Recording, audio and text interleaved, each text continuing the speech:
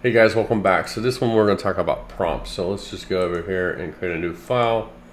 We'll call it prompts.html.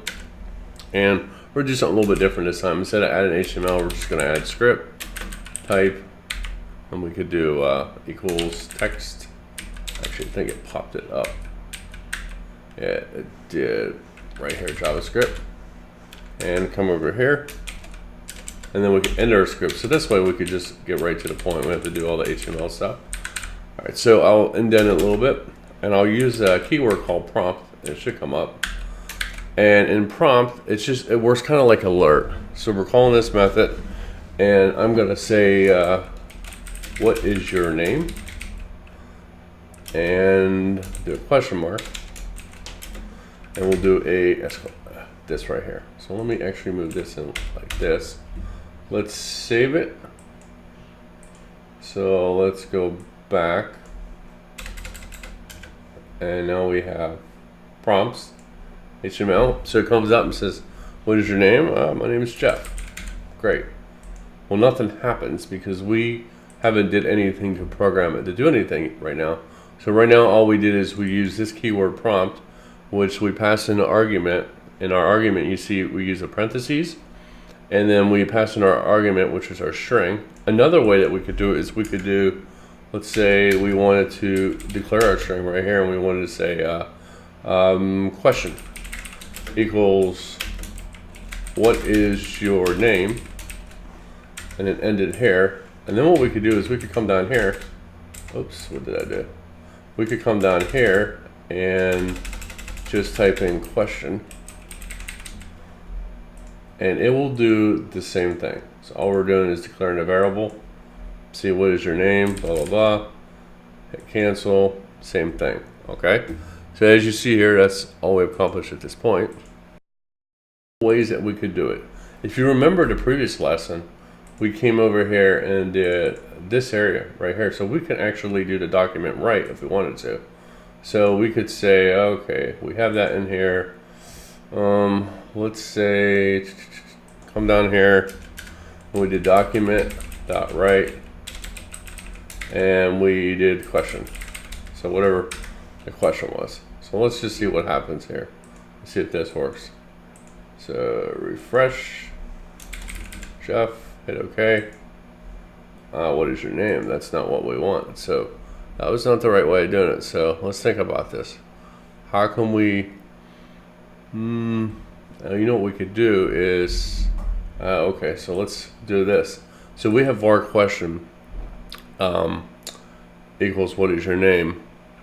What if we did this and said we need a variable for answer? So let's say we did variable answer equals prompt. So what should happen here is whatever answer we get, we'll apply it to answer, and then we could just type in answer here. That should give us our answer. That should work. So let's refresh it. What is your name? Jeff?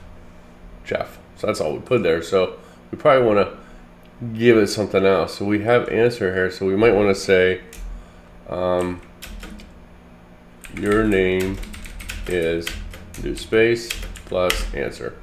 So now if we save it and run it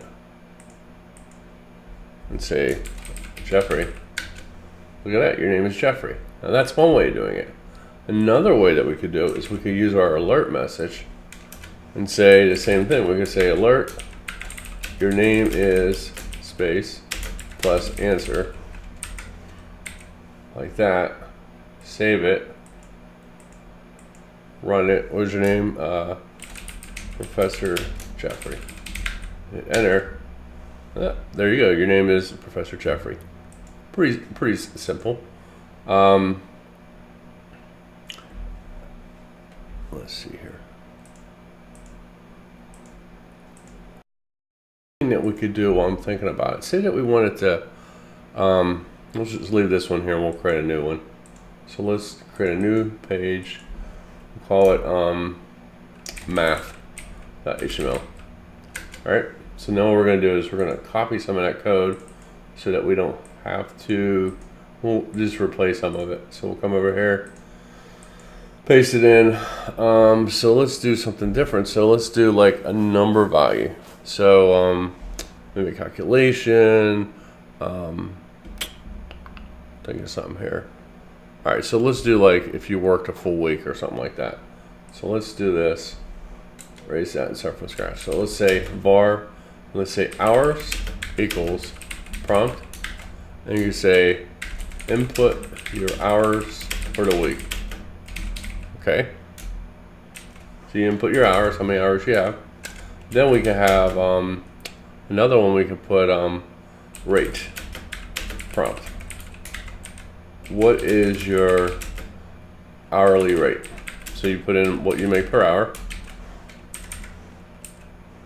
Now alert, and we could say let's think about this. We need to add them, we need to multiply them together. So we want times rate, but we have to put something. Your salary for the week, your paycheck.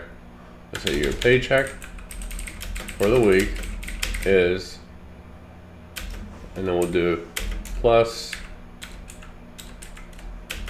hours times rate.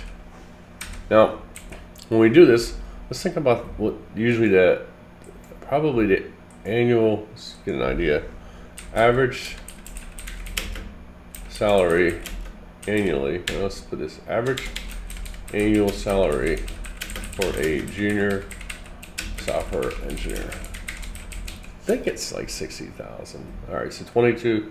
That's interesting. 2206. That's what we'll use. All right, so we'll save that. Come on here, and we'll do math. So how many hours did you work this week? We'll say 40. What was your hourly rate? 22. We'll say 22.50. Hit enter. Your paycheck for the week is 900. But let's say that we want to subtract taxes. So say the average tax is about 21%. So can we do minus 21%? So maybe we want to hard code that and put var taxes equals 21. It might want to be 0.21 instead of 21% because it won't know how to do it. I don't